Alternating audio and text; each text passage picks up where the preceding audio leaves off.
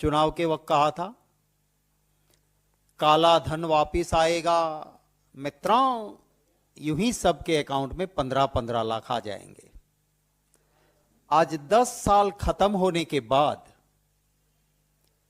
काले धन का कोई हिसाब किताब राष्ट्रपति जी के अभिभाषण में नहीं था, जो कि 10 साल के बाद देना चाहिए था कि भाई 15 लाख नहीं तो 5 लाख 2 लाख क्या वापस दिया आपने।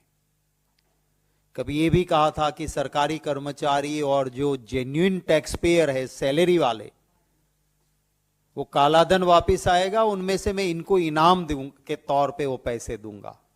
वीडियोस आपके पास होगी, अगर कुछ कैमरे की आंखें वो ढूंढ के निकालेगी तो पता चलेगा। दूसरा एक वायदा था, वो वादा था हर साल 2 करोड़ नौकरियां खोल दूंगा। आज के अभिभाषण में राष्ट्रपति जी के स्वीकार किया है सरकार ने कि 2 करोड़ भूल जाओ, ये 10 साल में 20 करोड़ भूल जाओ। कुछ लाख नौकरियां दी है और वो जिक्र है कि कुछ लाख नौकरियां दी, पर कितनी चली गई उसका जिक्र नहीं है। और 10 साल में 20 करोड़ नौकरियां देनी थी, उसका क्या हुआ, उसका कोई बात उसमें नहीं रखी है। किसान को कहा था कि भाइयों बहनों, किसानों की आय दुगनी कर दूंगा।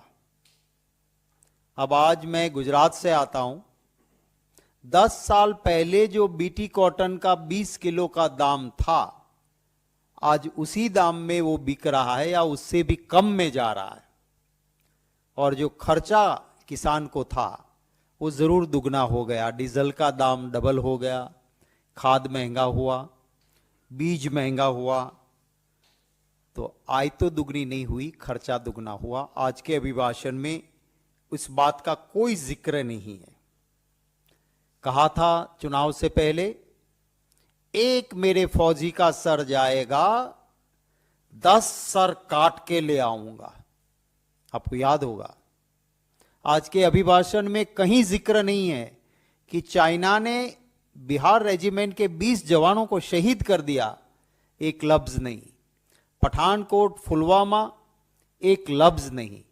इतने लोग हमारे फौज के जवान, जिसके पे हमें फक्र है, हमें नाज है, जान की बाजी लगा के देश की सुरक्षा करते हैं, उनकी शहीदी पे आज के अभिभाषण में कुछ नहीं कहा गया।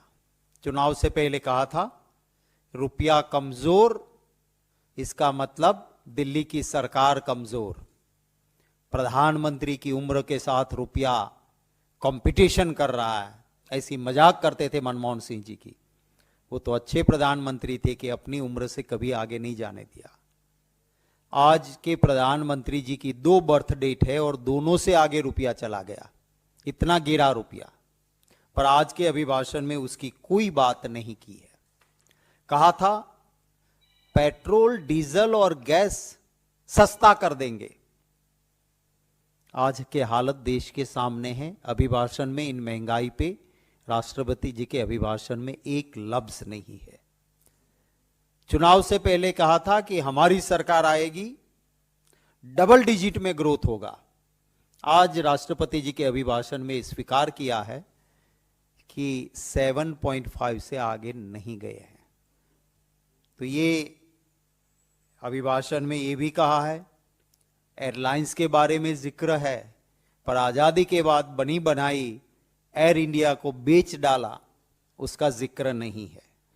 रेलवे की बातें हुई है, पर रेलवे में एक्सीडेंट्स, इसके पर पूरा सिग्नल फेल्योर, पूरा साइलेंट है राष्ट्रपति जी का अभिभाषण। रेलवे में बुजुर्गों को कंसेशन मिलता था, प्रेस और मीडिया के साथी हो या और दूसरे क्लास को स्पेशल कंसेशन मिलता था। कोरोना के वक्त से बंद कर दिया सरकार ने। आज के अभिभाषण में भी उसका कोई जिक्र नहीं है। कृषि एक्सपोर्ट की बात की है, पर नीति कैसी है? किसान के घर में जब एग्रीकल्चर प्रोडक्ट आती है तो ये सरकार उल्टी रीत चलाती है। एक्सपोर्ट बंद, निकास बंदी, माने किसान बर्बाद। किसान घर में माल नहीं रख सकता है। जब मुनाफा खाने वाले लोगों के पास आता है तब ये सरकार नीति बदलती है, एक्सपोर्ट होता है, लोगों को महंगाई की मार और किसान का कोई फायदा नहीं। आज गुजरात के किसान रो रहे हैं क्योंकि ऑनियन, प्याज सबसे ज्यादा वहां होती है। अभी सौराष्ट्र में प्याज किसानों के घर में आई, उम्मीद थी कि इस बार 2 पैसे कुछ कमा लेंगे। सरकार ने एक्सपोर्ट प्याज का बंद कर दिया है और किसान बर्बाद हो रहा है। अगर आप ये वीडियो YouTube पर देख रहे हैं तो हमारे चैनल को सब्सक्राइब करें और बेल आइकन को दबाना ना भूलें। अगर आप Facebook पर ये वीडियो देख रहे हैं तो हमारे पेज को लाइक करें।